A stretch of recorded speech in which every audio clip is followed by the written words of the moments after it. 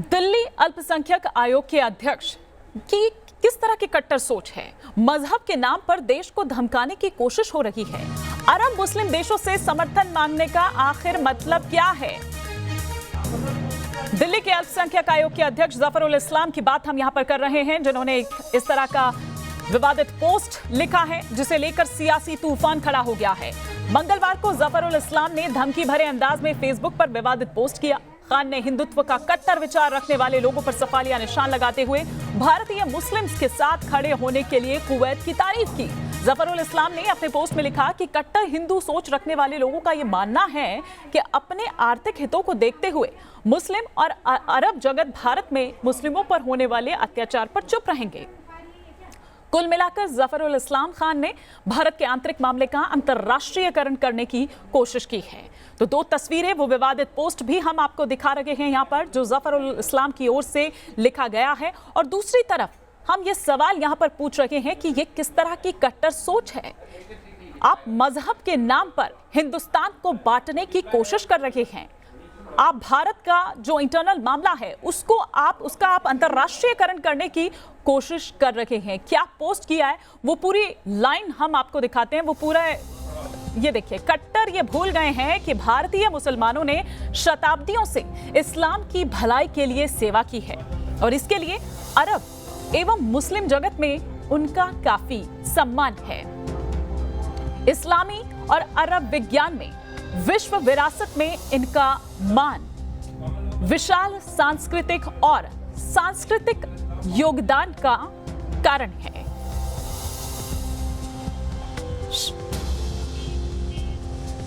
तो ये वो फेसबुक पोस्ट, और इतना ही नहीं बल्कि भगोड़े जाकिर नाइक की भी तारीफ की है, जो भारत के खिलाफ, भारत के लिए नफरत भरा भाषण देता रहा है। हम वो भी आपको दिखाएंगे कि आखिर कौन है वो जाकिर नाइक, इसके बारे में जिसको हीरो यहां पर बताया है, और साथ ही साथ किस तरह से मजहब के नाम पर हिंदुस्तान को बांटने की कोशिश कर रहे हैं जफरुल इस्लाम साहब।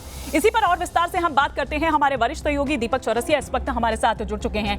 दीपक जी, मैं आपका पहला रिएक्शन इस पर चाहूंगी, और साथ ही साथ आपसे ये सवाल भी कि क्या आपको लग रहा है, क्या ये संयोगवश है या ये प्रयोग आप देख रहे हैं जानबूझकर किया गया है, या कुछ टाइम में कह देंगे कि हैक हो गया था मेरा अकाउंट? मुझे नहीं लगता क्योंकि जफरुल इस्लाम के अगर पोस्ट आप देखें, चाहे दिल्ली दंगों से जुड़े हुए, चाहे शाहीन बाग से जुड़े हुए, वो बहुत कट्टर सोच रखते हैं। आज से पहले उन पर कोई बड़ा विवाद नहीं हुआ, लेकिन भारत के एक आंतरिक मुद्दे का अंतर्राष्ट्रीयकरण अगर कोई संवैधानिक पद पर बैठा हुआ व्यक्ति करता है तो मेरे ख्याल से उसके पद पर बने रहने की कोई ज़रूरत नहीं होनी चाहिए। अगर आप भारत के संविधान को मानते हैं, अगर आप भारत के नियम कानून को मानते हैं, भारत का लिखित संविधान है, आप एक संवैधानिक पद पर बैठे हैं, अगर आपकी कोई शिकायत है तो उसको उठाने के उचित फोरम है। वो अरविंद केजरीवाल के सामने उठा सकते हैं, केंद्र सरकार के सामने उठा सकते हैं, अदालतों के सामने उठा सकते हैं, मानवाधिकार आयोग के सामने उठा सकते हैं। अगर यहाँ पर भी वो सेटिस्फाई नहीं होते हैं तो सीधे सुप्रीम कोर्ट जा सकते हैं। लेकिन अरब देशों को ये कहना कि कट्टर हिंदुत्व की सोच रखने वाले मुसलमानों को नुकसान करे, और एक शब्द का इस्तेमाल किया उन्होंने कि मुसलमानों को हिंदुस्तान के अंदर प्रताड़ित किया जा रहा है, मेरे ख्याल से हिमानी ये बिल्कुल गलत है। भारत का मुसलमान जितना सशक्त और जितना समर्थ है वो शायद ही दुनिया के कहीं और का मुसलमान हो। तो मेरा ये मानना है कि जफरुल इस्लाम को अब अपने पद पर बने रहने का एक मिनट का भी कोई हक नहीं होना चाहिए। अरविंद केजरीवाल को होना चाहिए कि उनको तुरंत उनके पद से हटा दिया जाए, क्योंकि ऐसी कट्टर सोच रखने वाला व्यक्ति भारत के किसी संवैधानिक पद पर रहने का अधिकारी नहीं है। हिमानी, बिल्कुल सही आप कह रहे हैं दीपक जी, लेकिन आप देखिए कि जिस तरह से ये कहा गया और जिन पोस्ट को आधार बनाया गया, या जो भी, खैर वो आधारहीन है, उसमें उसका कोई तर्क नहीं है। बाकायदा कुवैत की ओर से ये कहा जा चुका है कि इस तरह की अफवाहें या भ्रम जो है उससे कुवैत सरकार का कोई लेना देना नहीं है। बाकायदा विदेश मंत्रालय की ओर से 27 अप्रैल को एक बयान जारी कर ये कहा भी गया था। उसके बावजूद आप एक संवैधानिक पद पर बैठे हुए हैं और इस तरह की फेक न्यूज या इस तरह की अफवाह आप फैलाते हैं, तो क्या कुछ कार्रवाई आप पर होनी चाहिए? या आपको नहीं लगता कि संवैधानिक पद पर बैठकर आप इस तरह की चीज कर रहे हैं, आप देश को बांटने की कोशिश कर रहे हैं? जी हाँ, बिल्कुल ये देश को बांटने की कोशिश है, क्योंकि भारत में हिंदू मुसलमान और ये अल्पसंख्यक आयोग अगर है तो ये सिर्फ मुसलमानों के लिए नहीं है। अल्पसंख्यकों के नाम पर अगर देखा जाए तो सिख भी हैं, पारसी भी हैं, बौद्ध भी है, ईसाई भी हैं, जैनीज भी हैं, ये तमाम अल्पसंख्यक समुदाय हैं। तो ये सिर्फ एक समुदाय की अगर बात करते हैं तो ये सिर्फ और सिर्फ इनकी कट्टर सोच को दर्शाता है। अल्पसंख्यक आयोग का काम और दायरा बड़ा विशाल और विस्तृत होता है। ये सिर्फ एक ही समाज के बारे में क्यों सोचते हैं? अगर सोचते हैं तो भी कोई दिक्कत नहीं है, लेकिन ये भारत के खिलाफ सोच क्यों रखते हैं? क्या ऐसे व्यक्ति को संवैधानिक पद पर बने रहना चाहिए? मेरे ख्याल से इस सवाल पर अब देश में बहस होनी चाहिए और इसके पीछे पूरी राजनीति है, क्योंकि लगातार वो ये कह रहे थे कि तबलीगी जमात से जुड़े हुए लोगों को अलग कॉलम में रखा जाए, अलग सेक्शन में रखा जाए। उनके पुराने पोस्ट आप देखेंगे तो उसमें आपको दिख जाएगा कि तबलीगी जमात के लोगों के साथ बुरा बर्ताव हो रहा है, उनके साथ कैदियों जैसा सलूक हो रहा है। और खत भी लिखा था मुख्यमंत्री अरविंद केजरीवाल को और नाराजगी भी इस पर जता रहे थे। दीपक जी, लौटेंगे हम और इस चर्चा को आगे और बढ़ाएंगे। साथ ही साथ हमारे साथ आगे बीजेपी नेता हरीश खुराना भी जुड़ेंगे, उनसे भी हम इस पर विस्तार से बात करेंगे। लेकिन पहले हम सुन लेते हैं कि किस तरह के रिएक्शंस जो हैं वो इस पर आ रहे हैं। शाहनवाज हुसैन क्या कुछ कह रहे हैं और कपिल मिश्रा क्या कुछ कह रहे हैं, आइए सुनते हैं। आजकल कुछ लोगों ने ये ठेका ले रखा है कि उन्होंने भारत को बदनाम ही करना है। जिस तरह से आम आदमी पार्टी के नेता और दिल्ली अल्पसंख्यक आयोग के दिल्ली के चेयरमैन जफरुल इस्लाम खान ने जिस तरह की बातें बोली हैं, इसकी मैं घोर निंदा करता हूं। इस तरह की बातें नहीं बोलनी चाहिए। किसी भी कंट्री को भारत के अंदरूनी मामले में दखल देने का अधिकार नहीं है, चाहे वो अरब कंट्री ही क्यों ना हो, क्योंकि इंडोनेशिया के बाद सबसे बड़ी मुस्लिम आबादी भारत में रहती है और भारत में मुसलमानों के लिए भारत से अच्छा देश और मोदी जी से अच्छा नेता नहीं मिल सकता, जो 130 करोड़ लोगों को इकट्ठे रख रहे हैं, एक निगाह से देख रहे हैं। लेकिन किस तरह से भारत को बदनाम किया जाता है।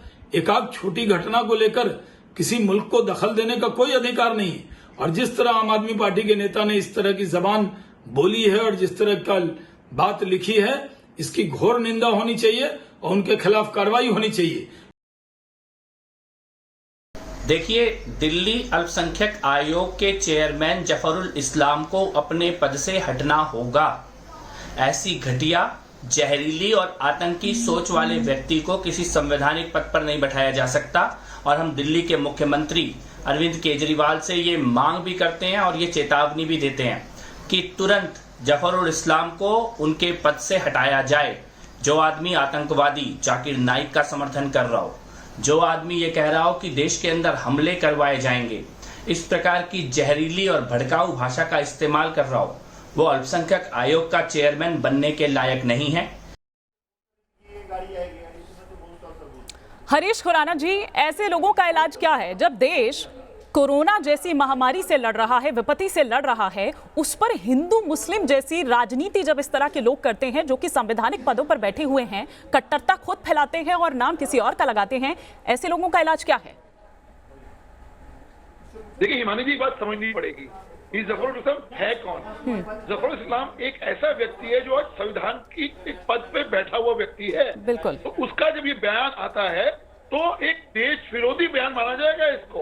और उसके बाद अरविंद केजरीवाल जी जिस प्रकार से अभी तक चुप हैं, इस बात को मीडिया में, सोशल मीडिया और मीडिया में आए हुए तकरीबन 24 घंटे होने वाले हैं। एक बयान अरविंद केजरीवाल जी का, एक बयान मनीष सिसोदिया जी का अभी तक नहीं आया।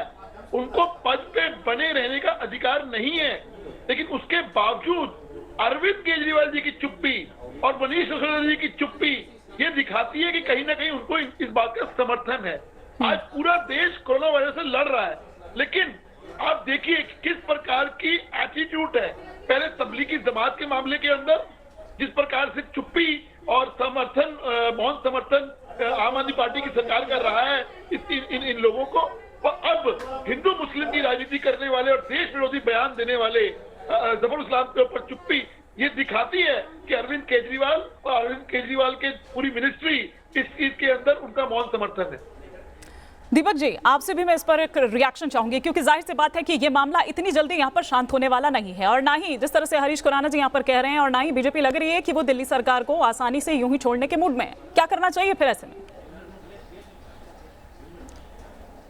देखिए, इसके पीछे की राजनीति समझना होगा हिमानी। पहले तबलीगी जमात के लोगों के नाम लेने आम आदमी पार्टी के मुख्यमंत्री ने शुरू किए थे और बाकायदा एक कॉलम बना जिसमें लिखा जाने लगा कि कोरोना फैलाने में तबलीगी समाज के लोगों की कितनी जिम्मेदारी है। अरविंद केजरीवाल ने इसके बारे में खुलकर बयान दिया। इसके बाद आम आदमी पार्टी के ऊपर दबाव पड़ा क्योंकि मुसलमानों का एक मुश्त वोट इस दिल्ली विधानसभा चुनाव में उनको मिला था, तो वह जफरुल इस्लाम नाम के कैरेक्टर को लेकर आए जो तबलीगी जमात के लोगों की बाकायदा अपने पोस्ट के अंदर पैरवी कर रहे थे।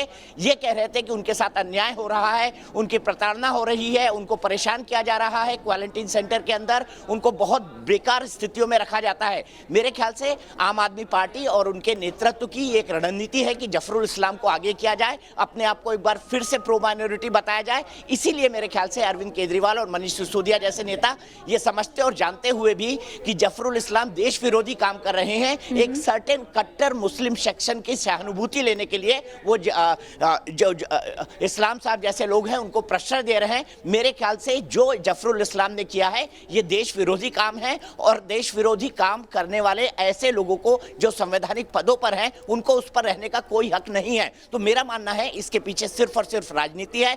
आम आदमी पार्टी तबलीगी जमात से के चलते जो मुसलमान नाराज हो गए थे उनको खुश करना चाहती है, इसीलिए उन्होंने जफरुल इस्लाम जैसे कैरेक्टर को आगे किया है और कट्टरपंथी सोच की बातें कर रहे हैं। मैं ये मानता हूं कि बहुसंख्यक मुसलमान जो हैं वो देश के साथ हैं, राष्ट्रभक्त हैं, देशभक्त हैं, लेकिन ये भी एक अनफॉर्चुनेट बात है कि ऐसे भी मुसलमानों का एक सेक्शन है जो कट्टर सोच रखता है, जफरुल इस्लाम जैसे सोच रखता है। और चूंकि आम आदमी पार्टी को इनका एक मुश्त वोट मिलता रहा है, इसलिए आम आदमी पार्टी चाहती है कि उनकी भी सहानुभूति ले, इसलिए जफरुल इस्लाम को आगे किया गया हिमानी। बिल्कुल। और दीपक जी, मैं आपको बता दूं कि हमारे साथ शिया वक्फ बोर्ड के जो स्पोक्स पर्सन है मौलाना यासुफ अब्बास साहब भी जुड़ चुके हैं। मौलाना साहब, आपका मैं रिएक्शन चाहूंगी इस पर, आपका पहला रिएक्शन। चलिए, लगता है कि फोन उनका डिस्कनेक्ट हो गया है, लेकिन फिर हम दोबारा से उनसे संपर्क साधने की कोशिश करेंगे। लेकिन दीपक जी, अभी थोड़ी देर पहले आप ही ये बात यहाँ पर कर रहे थे कि आखिर मुस्लिमों को ये पीड़ित बताने वाली सोच हमारे देश में कब तक चलेगी, और शायद इसी तरह के लोग हैं जो पूरी कौम को बदनाम करते हैं। जी बिल्कुल हिमानी, और एक आज़ादी के बाद से लगातार एक प्रो माइनॉरिटी कंसर्न रहा है, और जब से भारतीय जनता पार्टी सत्ता के केंद्र में आई है तब से यही कहा जाता रहा है, एक नैरेटिव बनाया जाता रहा है कि ये पार्टी देश विरोधी है। भले से ही प्रधानमंत्री मोदी ने 2014 से 2019 के बीच उज्ज्वला के गैस कनेक्शन हर समाज के लोगों को बांटे हों, जनधन का अकाउंट हर समाज के लोगों का खुलवाया हो, लेकिन एक माहौल 2019 में उनके जीतने के बाद खड़ा करने की कोशिश की गई कि ये मुसलमान विरोधी पार्टी है और मुसलमानों का एक कट्टर सेक्शन इस नैरेटिव को लगातार चलाता रहा। इसी के चलते सीएए के विरोध में उग्र प्रदर्शन हुए, शाहीन बाग जैसे आंदोलन हुए, दिल्ली के दंगे हुए, और आज कोरोना में एक जमात निकलकर संक्रमण फैलाती और 30% तक संक्रमण पूरे देश के अंदर बढ़ाती है। तो मेरे ख्याल से ये कई सारे पॉइंट्स हैं जो देश के कंसिडरेशन में हैं, और इन तमाम पॉइंट्स को ध्यान में रखकर आम आदमी पार्टी अपने आप को माइनॉरिटी के बीच रिपोजिशन करने की कोशिश कर रही है। तबलीगी जमात ने जो गलती की है उसका खामियाजा देश ने भुगता है,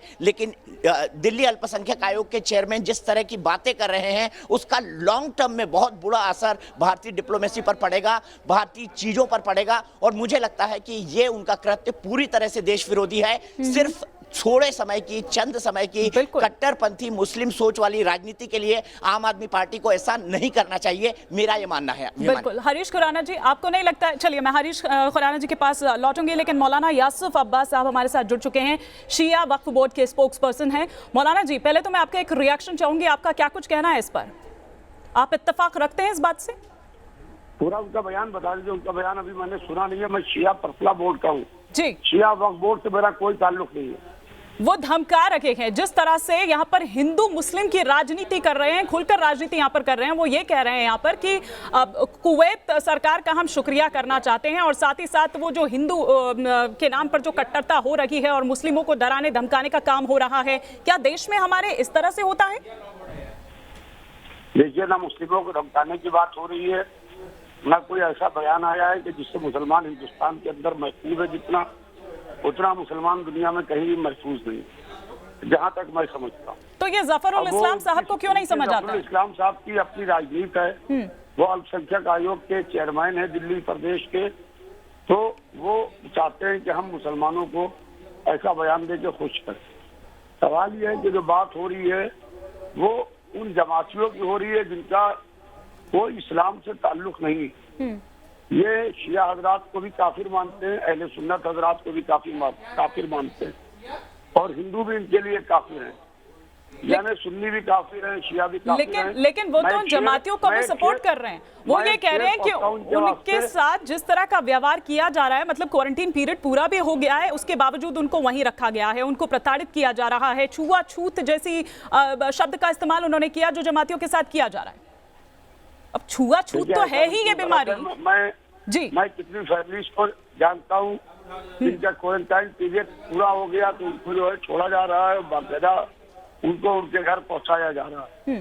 गवर्नमेंट पूरी जिम्मेदारी के साथ में, अच्छे इंतजाम के साथ में उनका क्वारंटाइन पीरियड पूरे होने के बाद में उनकी रिपोर्ट निगेटिव आने के बाद में उनको उनके घर पहुंचा रही है। वो ये कह रहे हैं कि अगर आप लोगों ने ये कट्टरता बंद नहीं की, वो ये भी कह रहे हैं कि अभी हमने बाहर, मतलब मुस्लिमों ने, भारतीय मुस्लिम जो हैं उन्होंने बाहर शिकायत नहीं की है, अरब देशों से वो मदद मांग रहे हैं इसके लिए, और ये कह रहे हैं कि वो आगे आए इस चीज के लिए। मतलब वो धमका रहे हैं कि अगर आपने ऐसा नहीं किया तो फिर देख लीजिए आपको भुगतना होगा, एवलांच आ जाएगा। अरब देश हिंदुस्तान के अंदर क्या करेंगे? ये सब अमेरिका के पिट्ठू हैं, जितने भी अरब देश हैं ये सब अमेरिका के पिट्ठू हैं। ये क्या करेंगे? ये एक दिन भी तो लड़ नहीं पाएंगे हिंदुस्तान से, एक घंटे के भी तो नहीं है ये। और ये गलत बात है कि इस वक्त हिंदू और मुसलमान को लड़ाने की राजनीति हो रही है, ये बिल्कुल गलत है। और बाकायदा उनको इस वक्त हिंदू और मुसलमान नहीं करना चाहिए। आपको लगता है इसी तरह के लोग हैं जिसकी वजह से पूरी कौम बदनाम होती है? आपको लगता है इसी तरह के लोग हैं जो पूरी कौम को बदनाम करते हैं, हिंदू मुसलमान करते हैं, बट बांटने की राजनीति करते हैं? बिल्कुल मैं समझता हूँ इसी टाइप के लोग हैं जो इस तरीके के बयान देते हैं अपने खाली चीप पब्लिसिटी के लिए, चीप और वही लोग पब्लिसिटी। इस्लाम को बदनाम कर रहे हैं। ठीक है, शुक्रिया मौलाना साहब हमारे साथ जुड़ने के लिए। तो मौलाना साहब ये कह रहे थे कि चीप पब्लिसिटी के लिए इस तरह के लोग जो हैं वो करते हैं, राजनीति करते हैं और हिंदू मुसलमान करने की कोशिश करते हैं, देश को बांटने की कोशिश करते हैं। लगातार हमारे वरिष्ठ सहयोगी दीपक चौरसिया भी हमारे साथ बने हुए हैं और साथ ही साथ बीजेपी की ओर से हरीश खुनारा हमारे साथ बने हुए हैं। लेकिन हरीश जी, जिस थोड़ी देर पहले आपने दीपक जी को सुना जो कह रहे थे कि आगे फिर ऐसे में आने वाले टाइम में हमें खामियाजा भुगतना पड़ेगा, आपको क्या लगता नहीं है कि क्या फिर ऐसे में असर रहेगा या हमारे संबंधों पर किस तरह से असर पड़ेगा? अरब देशों से मदद मांगने का क्या मतलब है? इसका अंतर्राष्ट्रीयकरण करने की क्या जरूरत है? हिमानी जी, दो इंपॉर्टेंट बात हैं। एक तो इन्होंने जिस प्रकार से कुवैत की बात करी, दूसरा आप एक चीज भूल रही हैं, जाकिर नाइक को इन्होंने हीरो पेश किया है जी। और जाकिर नाइक कौन है? हिंदुस्तान में घोषित अपराधी है, घोषित आतंकवादी है। उसको हीरो के रूप में पेश करना ये मानसिकता दिखाता है कि इनकी मानसिकता कैसी है। और उसके ऊपर चुप्पी, अरविंद केजरीवाल की चुप्पी बहुत कुछ कहती है। और दूसरी इंपॉर्टेंट बात, ऐसा हर बार क्यों होता है कि आम आदमी पार्टी या उनसे जुड़े लोगों को, मैं आम आदमी पार्टी से जुड़े लोगों को बोलता हूं कि ये आम आदमी पार्टी से जुड़े हुए हैं, आदमी पार्टी से जुड़े हुए लोगों का पाकिस्तान में खुशियां मनाई जाती है। अभी कुछ देखना कि आज पाकिस्तान के लोग इनके बयान को लेके इंटरनेशनल फोरम में कैसी बेइज्जती करेंगे, भारत की करने की कोशिश करेंगे। अब देखना, आपको इन्होंने भारत की बेइज्जती करी है, उसके ऊपर अरविंद केजरीवाल जी का चुप रहना बहुत कुछ बोलता है कि उनका समर्थन है। दूसरी इंपॉर्टेंट बात, इनकी कहानी समझिए। पहले दिल्ली के जब दंगे हुए उसके अंदर इनका व्यक्ति पाया जाता है, इनका काउंसलर पाया जाता है। उसके बाद तबलीगी जमात जब पूरा हिंदुस्तान कोरोना से जूझ रहा था और तबलीगी जमात के लोग सामने आए इस महामारी के अंदर, उसका समर्थन, बहुत समर्थन किया। और तीसरा, अब जो ये बात आई सामने, जिस प्रकार से जाकिर नाइक और चौहान लोगों को इन्होंने समर्थन किया है, वो दिखाता है कि आम आदमी पार्टी की सोच कैसी है। ठीक है हरीश जी, आपके ऑडियो में कुछ थोड़ा सा टेक्निकल कुछ प्रॉब्लम है, कुछ प्रॉब्लम आ रहा है, हम लौटेंगे आपके पास। लेकिन दीपक जी, आप कुछ रिएक्ट करना चाह रहे थे शायद हरीश जी की बात पर। हिमानी, मैं सिर्फ इतना कहना चाहता हूं कि जफरुल इस्लाम जिस सोच को आगे लेकर चल रहे हैं, उस सोच के चंद मुट्ठी भर लोग ही हैं इस देश के अंदर जो कट्टरपंथी हैं, जो ये सोचते हैं कि एक पर्टिकुलर वे में भारतीय मुसलमानों को चलना चाहिए, इस्लाम को चलना चाहिए। ऐसे लोग मुट्ठी भर हैं। इनका मकसद सिर्फ और सिर्फ भारत को बदनाम करना है। इनका मकसद सिर्फ और सिर्फ पाकिस्तान परस्ती के एजेंडे को आगे बढ़ाना है। इनका मकसद सिर्फ और सिर्फ भारत में मुसलमानों को प्रताड़ित बनाना है। अगर भारत में मुसलमान प्रताड़ित होता तो इतनी बड़ी बातें करने वाला जो ये शख्स है, जो दिल्ली अल्पसंख्यक आयोग का चेयरमैन है, अभी तक तक इस पद पर बैठने की हिम्मत नहीं कर पाता। देखिए, चोरी और सीनाजोरी है इस पोस्ट के अंदर। बिल्कुल। एक तो आप चोरी कर रहे हैं अपने देश के साथ, ऊपर से सीनाजोरी करके धमकी कर रहे हैं कि तूफान आ जाएगा, एवलांच आ जाएगा। ये कौन सी सोच है दर्शाते हैं। और जैसा भी अब्बास साहब ने कहा, कोई मुसलमान इनके साथ नहीं है, सिर्फ चंद मुट्ठी भर मुसलमान जो अपना पॉलिटिकल एजेंडा चलाना चाहते हैं, जिनकी सोच कट्टरपंथी है, जो खाते यहाँ की है, गाते पाकिस्तान की है या गाते बाहर के देशों की है, सिर्फ उन्हीं की सोच ऐसी है। बाकी जो मेन स्ट्रीम का मुसलमान है वो देश के साथ है। हम रोज इस मुद्दे पर डिस्कशन करते हैं कि क्या वाकई हिंदू मुसलमान हो रहा है। मुसलमानों के बड़े बड़े लोग, चाहे वो देवबंद से जुड़े हुए लोग हों, चाहे फिरंगी महली हों, वो सभी तबलीगी समाज के लोगों का विरोध करते हैं। कहते हैं मौलाना साहब ने जो कहा है गलत किया है, लेकिन अगर इनका कोई वकील खड़ा होगा तो मैं उसको सिर्फ राष्ट्र विरोधी कहूंगा। ये कहूंगा कि यह आदमी मुसलमानों का अपना देश का कोई भला नहीं कर रहा है और इसका कोई एजेंडा है जो बेहद खतरनाक है। और वो भी ऐसे समय में जब देश को एकजुट रहकर साथ चलने की आगे जरूरत है। कोरोना जैसी महामारी से देश लड़ रहा है, उस टाइम पर इस तरह के लोग देश को हिंदू मुस्लिम राजनीति में धकेल रहे हैं, खुलेआम धमका रखे हैं। फिलहाल शुक्रिया दीपक जी आपका भी इस चर्चा में हमारे साथ जुड़ने के लिए, और हरीश जी आपका भी शुक्रिया इस चर्चा में हमारे साथ जुड़ने के लिए। फिलहाल रुकेंगे एक ब्रेक के लिए।